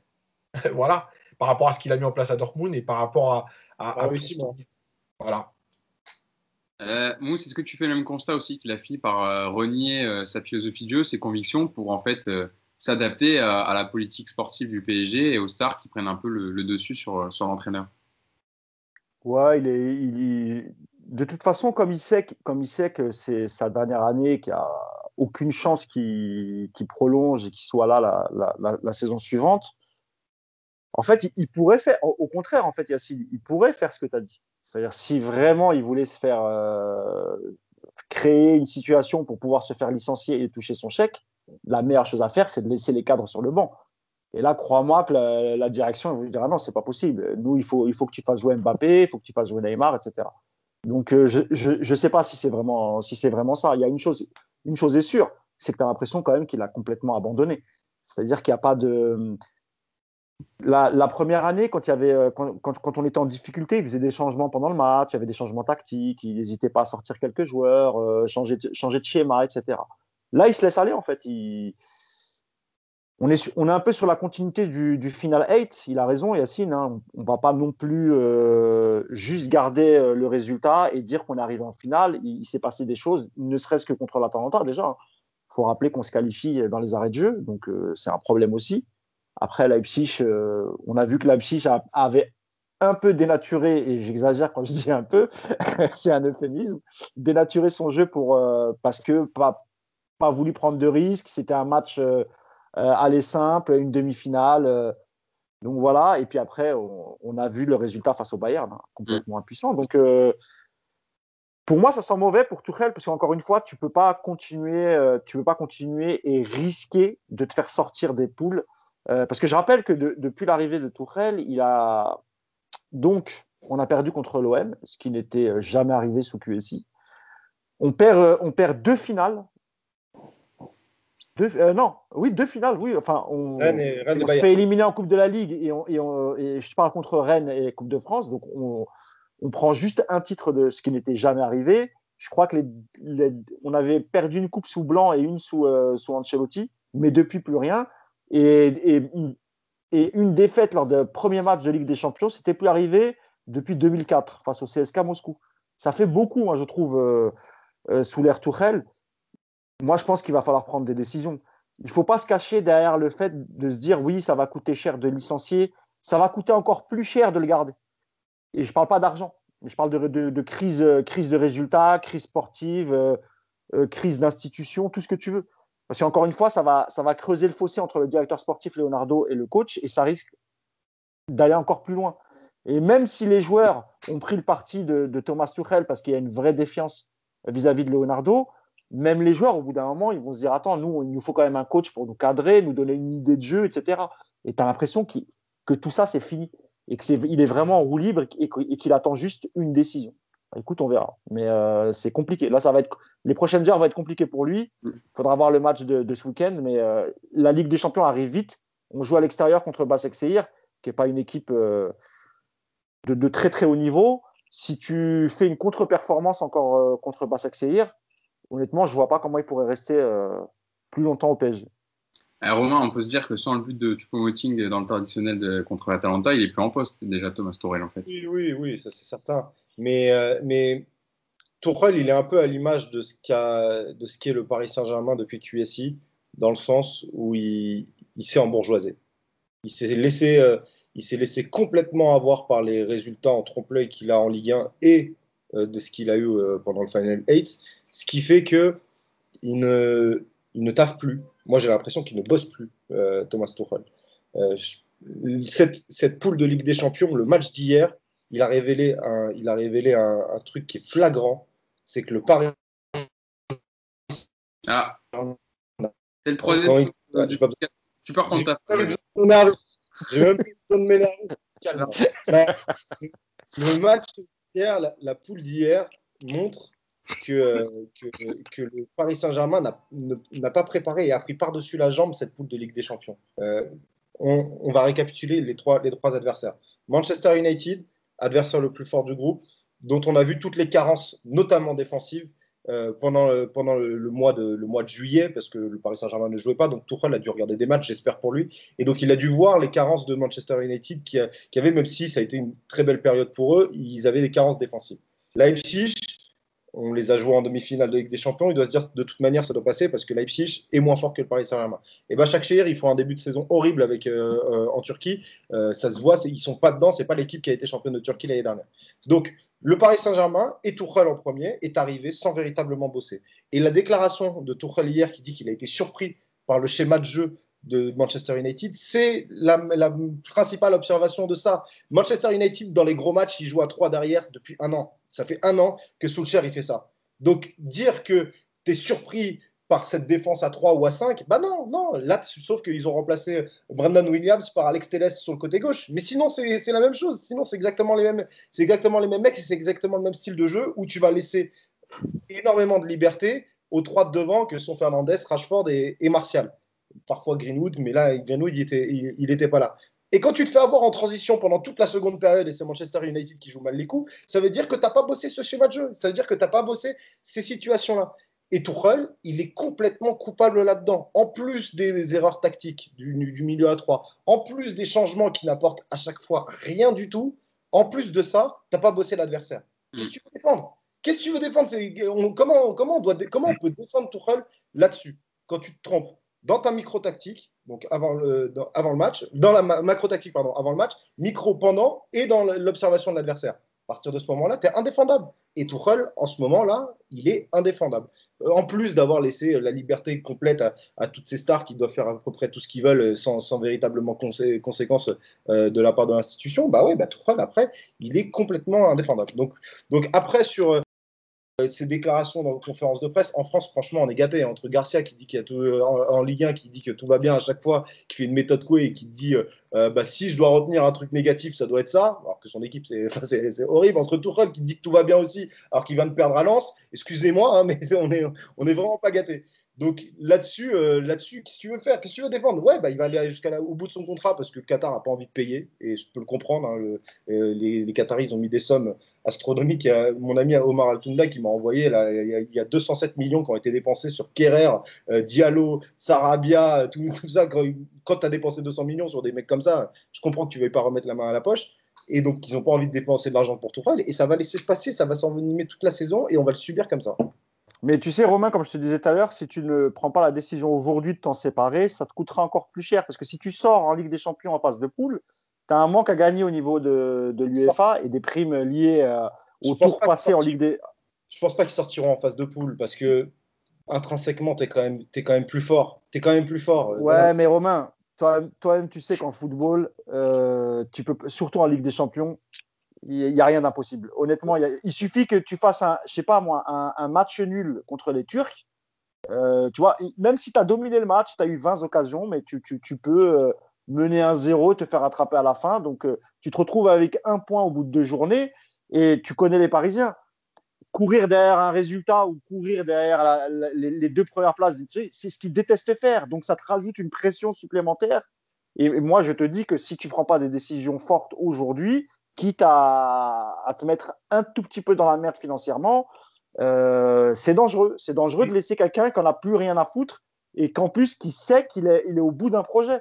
C'est très, très dangereux pour moi. Là-dessus, je suis entièrement d'accord avec toi. Si c'était ma volonté, je pense qu'il faudrait qu'il saute aussi et que Leonardo appelle Pochettino dans la foulée. Et comme ça, on essaie de construire quelque chose là-dedans. Mais si je suis un peu plus pragmatique, moi, je crois plus à un Paris Saint-Germain qui va finir 2e de sa poule et qui va tomber contre un gros en 8e de finale, type le Bayern, type Manchester City. Et tu te fais sortir en 8e de finale et on te dira Paris est tombé contre plus fort. Et voilà. Donc j'ai raison, Romain, parce que tu atteindras la 2e place en ayant un jeu qui est bidon. Ah oui, tu n'auras toujours pas de projet de jeu, mais tu vas y arriver bon an, mal an. Et en fait, comme tu dis, en 8e, tu vas tomber sur un club sérieux, ou même pas forcément sérieux, mais tu ne mettras pas les ingrédients. Et tu sortiras de la même manière que tu es sorti les 3 dernières saisons à part la saison dernière qui est une saison particulière. Donc voilà, c'est pour ça que je te dis, pour moi, aujourd'hui, il faut prendre ses responsabilités. Tu ne peux pas garder un coach qui n'en a plus rien à foutre. Ce n'est pas possible. Yacine, j'ai une question et tu y répondras en même temps. Je pense que tu vas répondre sur ce que disaient Romain et Mousse. Mais je pose la question d'un autre point de vue. Là, si le PSG se sépare de Tourelle, qu'il appelle un autre entraîneur, est-ce que c'est pas plus le vestiaire qui est ingouvernable? Parce qu'il y en a des entraîneurs qu'on suit, tu parlais notamment de Unai Emery qui n'a jamais réussi à imposer ses idées. Est-ce qu'il est ingouvernable le vestiaire et que c'est le problème, c'est pas aussi les joueurs? Parce que hier, il y a aussi les joueurs sur le terrain. On peut parler du coaching de Thomas Tuchel, mais il y a aussi les joueurs qui sont trompés hier. Il n'y a pas qu'entraîneur. Ben, en fait, c'est simple, c'est que pour moi, l'idée globale, elle est où? Elle est que si Leonardo choisit son coach avec quelqu'un avec qui il a des affinités, le truc, c'est de dire, bon, voilà, maintenant, il y a un patron du sportif, c'est lui, il fait les choix. Ça vous plaît, c'est bien, ça vous plaît pas, tant pis. De toute façon, en fait, à part ceux qui veulent se mentir, par exemple, Mbappé, mais tout le monde sait que dans l'année, enfin, à la fin de l'année, il n'est plus là, sauf Covid, tu vois, il n'y a pas de rentrée d'argent, c'est un problème économique partout, etc. Mais en vérité, Mbappé, il n'est plus là. Et il aurait déjà dû plus être là, déjà peut-être même cette saison. Donc, il n'y a pas de projet, il n'y a plus de politique à faire. Il y a un directeur technique qui doit dire, bon voilà, là on va dans le mur, maintenant on change et stop. L'entraîneur, il fait ses choix. Si à un moment donné, il doit mettre Mbappé sur le banc, il met Mbappé sur le banc. S'il ne doit pas jouer avec Di Maria, il ne joue pas avec Di Maria, etc., etc. Et il doit être soutenu. La deuxième chose, c'est que, je rejoins ce qu'a dit Mousse, c'est que si tu... En fait, aujourd'hui, le calcul est simple. Est-ce que je prends le risque de perdre 25 millions de rentrées de qualification en huitième de finale, ou est-ce que j'en lâche 15 en me disant, si je l'ai là, je sais très bien que malgré tout, juste avec le changement de coach et la prise de conscience, entre guillemets, tu sortiras de ce groupe. Voilà. Ça, c'est la deuxième question. Et la troisième, c'est pour répondre en fait à tous ceux qui ne pensent que résultat, et qui nous répètent à longueur de temps à nous. C'est pas une critique envers les commentaires et tout, hein, je parle de même dans les médias, quand ils disent vous êtes tout le temps négatif avec le PSG, ça gagne 4-0, vous n'êtes pas content, mais sauf que le problème, c'est que nous, on n'analyse pas que le résultat. Parce que si on faisait des podcasts sur le résultat, on dirait ouais, salut, ben voilà, le PSG a gagné 4-0, merci, au revoir.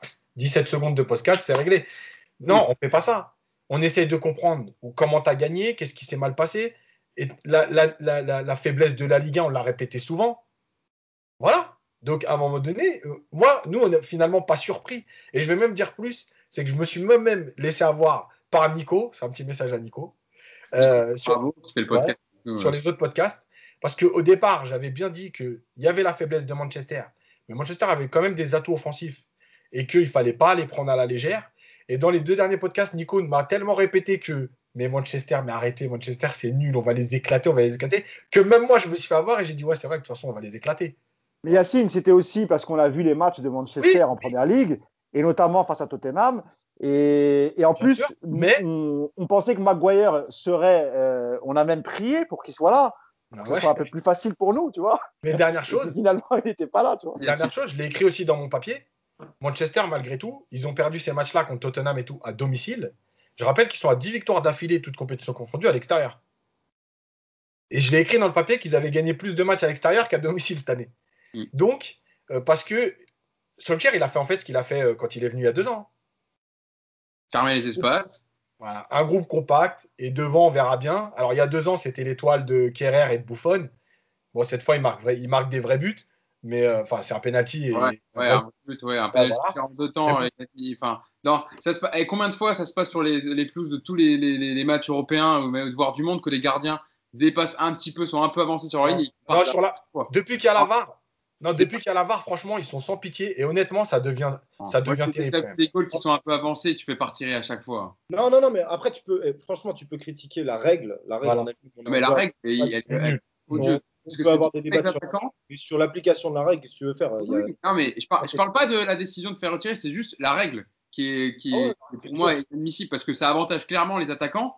Eux, ils ont tout le champ du but, ils peuvent faire 50 feintes, s'arrêter 10 fois dans la course. Et les gardiens, ils sont comme ça, ils peuvent pas bouger de la ligne, ils ont même pas le droit de s'avancer et forcément qu'ils sont fusillés à chaque fois. Après, il y a une solution. En tout cas, Fernandez a eu des cojones de le retirer exactement de la même manière, même côté. Après, il tire pas avec sa galipette, là, donc ça bouge pas. Mais... Il y a une solution, les gardiens, ils ont qu'à mettre 2 pieds derrière la ligne et ils s'avancent sur leur ligne. Ouais, mais bon, c'est quand même compliqué pour essayer de boucher un angle et de sauter au bon En même moment. temps, il n'a pas avancé d'1,50 m. Hein. Non, il n'a pas avancé. Ouais. Bon, après, en plus, pour expliquer le comportement de certains joueurs, tu parlais du sportif Yacine, c'est vrai que les joueurs, de toute façon, ils le savent qu'entre Tourelle et Leonardo, ça passe pas. Donc, eux, ils s'en foutent. Ils jouent leur partition. Et c'est pour ça qu'ils se replacent pas, ou qu'ils savent qu'ils vont pas se faire remplacer. Parce qu'ils savent qu'il y a tellement d'embrouilles entre la direction sportive et l'entraîneur que pour eux, c'est bénéf. Personne ne va leur taper sur les doigts. On va toujours taper sur Tourelle. Et c'est ce qu'on a fait un peu dans le podcast. Mais c'est pour ça que j'ai posé la question. On a beaucoup critiqué les joueurs aussi. Là, on fait un débat sur Tourelle, mais avant, on a quand même expliqué sur les joueurs. Mais juste. Des fois, dès l'entrée du podcast, on a parlé quand même de Tourelle. C'est quand même lui qui concentre les principales critiques quand il y a une défaite du PSG. On parle autant des joueurs ici sur le podcast, je dis pas, mais Tourelle, il en prend aussi, à juste titre, mais il en prend aussi. Parce qu'il est responsable, évidemment. Mais juste pour incriminer aussi d'autres gens, moi, je repense à ce mercato d'été. Alors, certes, il y a 3 arrivées dans les 48 dernières heures, et donc ça compense le manque de joueurs qu'il y avait par rapport à avant. Mais si tu es dans un mercato où tu n'as pas d'argent, si tu es dans un mercato où tu n'as pas d'argent et que ta première dépense, c'est 50 millions sur Mauro Icardi, c'est que tu gères mal, très très mal ton budget. J'ai rien contre Mauro Icardi, dans son profil, je l'aime bien, mais Mauro Icardi, dans le meilleur des cas, c'est un remplaçant de Mbappé dans les gros matchs. C'est un remplaçant, il ne sera pas titulaire dans un gros match. Pourquoi ? Parce que Tourelle ne veut pas jouer en 4-4-2 dans les gros matchs et parce qu'il veut mettre son milieu de terrain à 3. C'est pour ça aussi. Et ça a montré aussi ses limites de jouer en 4-4-2 dans les gros matchs. Donc je peux. 4-3 hier, ça montre aussi ses limites. Hein. Quand tu as Herrera et Gay, ça ne sert à rien un milieu à 3. La question, c'est est-ce que tu as besoin de mettre 50 millions sur un attaquant qui sera remplaçant dans les gros matchs ou tu as besoin de densifier certains secteurs comme par exemple les latéraux. Surtout quand tu as Bernat qui se fait les croisés un mois avant la fin du mercato. Moi, je trouve ça, franchement, qu'il n'y ait même pas eu de rumeur pour avoir un latéral gauche, alors que on va rappeler qui sont les titulaires du Bost. Hein. Kurzawa, en mai dernier, il n'est pas prolongé. Hein, ça ne doit pas être un joueur du PSG. Bakker, il a été recruté pour l'équipe réserve. Et Abdou Diallo, ce n'est pas un arrière-gauche. Donc, on se retrouve avec ça. Et là, on se retrouve avec titulaire Kurzawa toute l'année. On nous a dit Alex Telles, c'est trop cher. Il arrive à Manchester United pour 15 millions plus 3. Il y a énormément d'erreurs. Et Tuchel, après, pour revenir, c'est plutôt ça, hein, mon truc, c'est qu'on incrimine Tuchel, on incrimine les joueurs, mais il y a tout ce qu'il y a derrière aussi qui est incriminé. C'est un échec global. Et hier, c'est la résultante d'un échec global. Et on a eu le temps justement d'expliquer tout ça dans ce podcast aujourd'hui. Mousse, pour conclure. Ouais, juste pour répondre à Romain. Alors, sur le mercato, ce n'est pas une question qui n'est pas d'argent. Évidemment qu'il y a de l'argent, c'est une question de est-ce que tu peux dépenser ou pas. Et là, tu ne pouvais pas dépenser. Je l'avais déjà expliqué parce que comme tu n'as pas de visibilité sur la billetterie, l'économie du foot, elle est un peu en stand-by par rapport au Covid. Donc, bon, pas de prise de risque. Et malgré tout, tu as réussi, bon an, mal an, à faire un mercato cohérent en ne dépensant pas beaucoup d'argent. Sur le cas Icardi, il y avait une option d'achat et à cette époque-là, vu qu'il démarre le championnat et tout se passe bien, tu te dis qu'un mec qui met autant de buts à ce prix-là, ça reste quand même une bonne affaire. Et je rappelle aussi que dans un transfert de ce type-là, tu ne payes pas 50 millions cash, tu divises par le nombre d'années. Et donc là, ils ont dû payer 10-12 millions pour la première traite. Pour le reste du mercato, encore une fois, il fallait être un petit peu intelligent, essayer d'être malin. Tu réussis quand même à ramener un joueur d'expérience comme Danilo, même s'il a 29 ans, tu réussis à te le faire prêter, donc tu commences à payer, c'est un prêt payant, hein, mais c'est beaucoup moins cher qu'un achat, tu commences à payer la saison prochaine. Sur le latéral gauche, je suis quasiment sûr que c'est le tirage de Ligue des Champions qui a fait qu'ils se sont dit on peut tenir comme ça jusqu'à l'hiver prochain et on voit. Je suis quasiment persuadé de ça. Et d'ailleurs, on m'a dit récemment, mais je ne l'ai pas encore sorti parce qu'il faut encore creuser. On me dit que Leonardo, il surveille encore parce qu'il avait déjà sondé Valence pour leur arrière-gauche, José Gaya. Et comme ils sont vraiment dans une situation financière très, très difficile, c'est possible qu'en janvier, que PSG recrute un arrière-gauche. Ce ne sera peut-être pas José Gaya, mais je sais qu'il fait partie des tablettes. Voilà, c'était juste pour les précisions pour le mercato et le côté un peu économique, difficulté économique de cette année. fais bien, Mousse. Yas, tu avais voulu intervenir, non? Non, justement sur Kurzawa, parce que vous avez vu que même Kurzawa, il a dit j'ai été surpris qu'on me propose quelque chose. Moi, on m'a proposé, j'ai signé. Mais attention, Yacine, il n'est pas dit qu'il ne le vendent pas lui aussi. Hein. 4 ans. Après, oui, non, bien sûr. 4 ans, ils l'ont signé 4 ans. 4 ans, ouais. 4 ans et avec un salaire doublé, en sachant qu'il avait un salaire qui faisait partie 2 millions, après, des plus bas salaires de l'effectif. Merci Kaj Rapchan, son nouvel agent, évidemment, qui a pris en plus avec une revalorisation salariale, hein, messieurs. Ouais, c'est clé. Hein. Ouais.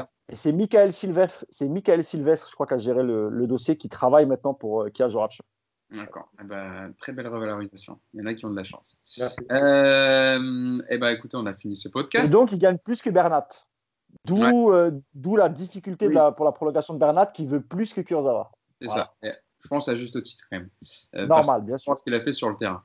Prochain match du PSG samedi en Ligue 1 contre Dijon. Et donc, le PSG qui rejoue dès la semaine prochaine en Ligue des Champions.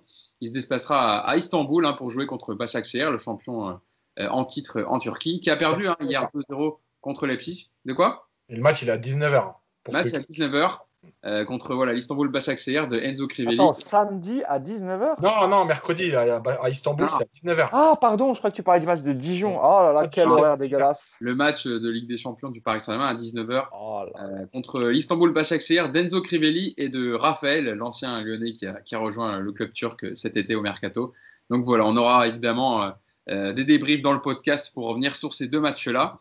Merci messieurs, je voulais vous remercier d'avoir été avec moi pour ce podcast très très passionnant, enrichissant sur le match hier, la défaite du Paris Saint-Germain hier en Ligue des Champions contre Manchester United pour son match inaugural. Je voulais te remercier Romain d'avoir été avec nous pour cette deuxième dans le podcast. Évidemment, comme je t'ai dit la première fois, tu reviens quand tu veux, ça nous a fait extrêmement plaisir de t'avoir avec nous. Merci, c'est très sympa de m'avoir invité. Et puis, j'espère que je reviendrai dans des jours un peu plus glorieux que celui-là. Oui, t'inquiète pas, il y aura des victoires, j'espère quand même. Merci Mousse et merci Yacine d'avoir été avec moi pour ce podcast. Et puis on se dit prochain podcast et ce match donc, du Paris Saint-Germain contre Dijon en Ligue 1 samedi. Salut à tous. Ciao. Salut à tous, salut Romain. Salut.